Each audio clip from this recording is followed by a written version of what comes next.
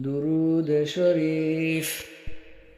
আল্লাহুম্মা সাল্লি আলা মুহাম্মাদিন ওয়া আলা আলি মুহাম্মাদ কামা সাল্লাইতা আলা ইব্রাহিম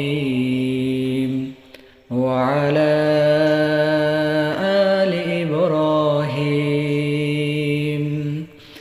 إنك حميد مجيد اللهم بارك على محمد وعلى آل محمد كما باركت على إبراهيم وعلى آل إبراهيم إنك حميد مجيد।